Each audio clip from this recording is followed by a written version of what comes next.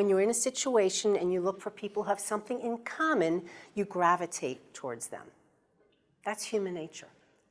But that's not how your brain is working. And so when Kashonna told me this story, I said, that's not really what happened.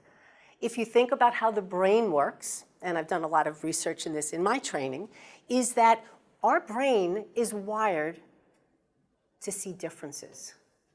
Is that a friend or a foe? Do I fight them? Do I run away? And that's just how our amygdala, this part of the brain, works.